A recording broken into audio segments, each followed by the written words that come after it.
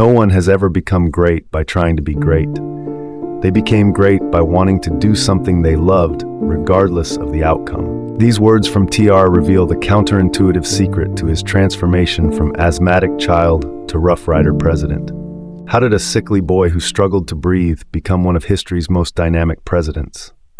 Like a caterpillar transforming into an eagle, Roosevelt's journey from gasping for air in childhood to bounding up mountains wasn't about motivation. It was about a specific system of daily habits that rewired both his body and mind. This century-old formula for personal transformation has been hiding in plain sight, waiting to be rediscovered. What if your greatest weakness became the foundation of your greatest strength? For Theodore Roosevelt, it started with the terrifying sensation of suffocation.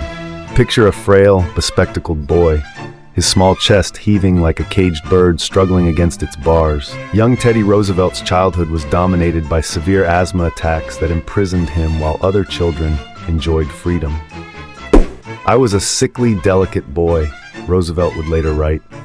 "I suffered much from asthma and frequently had to be taken away on trips to find a place where I could breathe."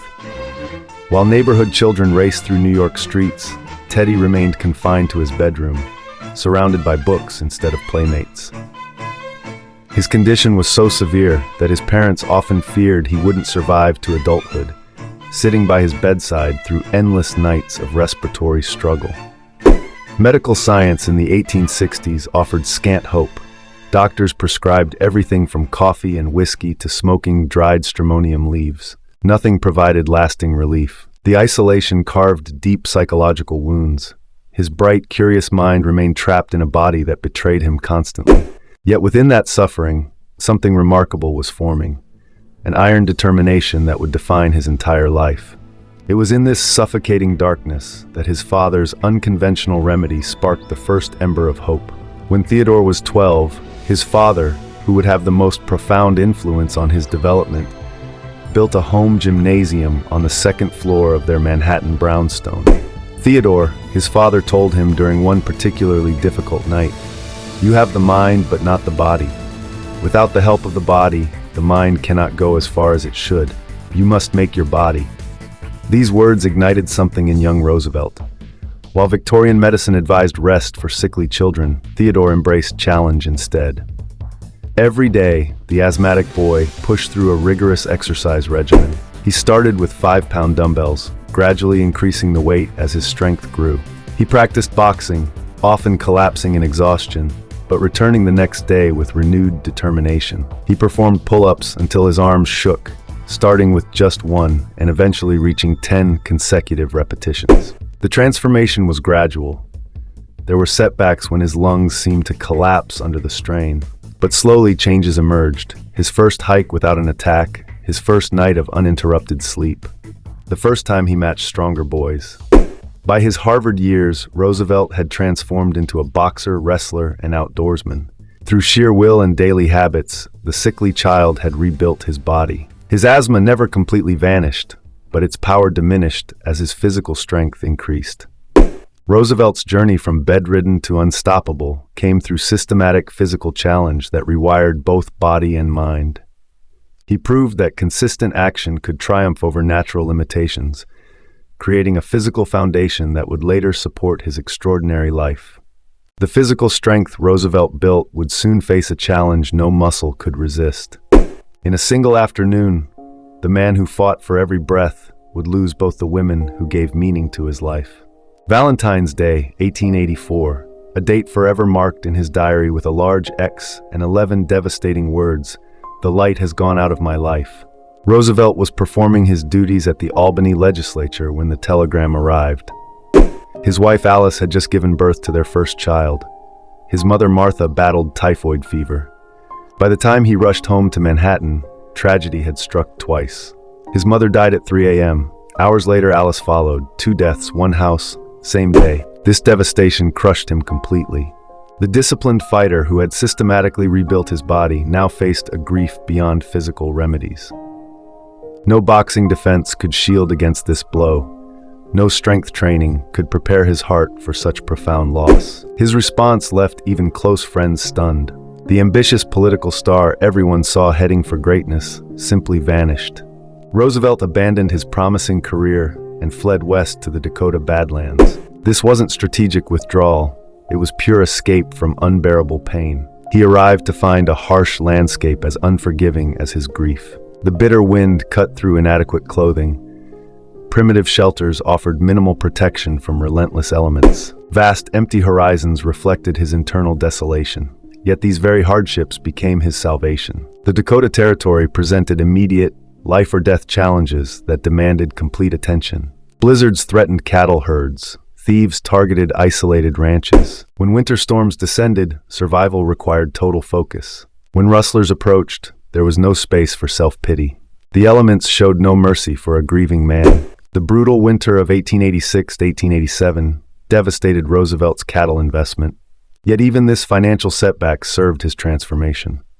Local ranchers initially viewed the Eastern transplant with skepticism, but watched as he developed genuine frontier resilience. His refined mannerisms gradually blended with practical problem-solving skills that matched their own. Roosevelt began documenting his experiences, capturing frontier life in writing that processed his grief. In those pages, you can trace a man rediscovering purpose through external challenges rather than internal demons. What Roosevelt couldn't recognize amid his pain was how these wilderness years were reshaping him. The sophisticated politician was gaining first-hand understanding of working people's struggles. The intellectual was learning to trust his instincts. The grieving husband and son was rebuilding his capacity for connection. Roosevelt discovered healing comes not from time passing, but from forward motion. Not from waiting for pain to fade, but from stepping directly into challenges that demand complete presence. The wilderness didn't erase his grief. It taught him to carry it differently. From the wilderness of his grief emerged a political force unlike anything Washington had ever witnessed. When Theodore Roosevelt took office after McKinley's assassination, the political establishment braced themselves for what many feared would be a disastrous presidency.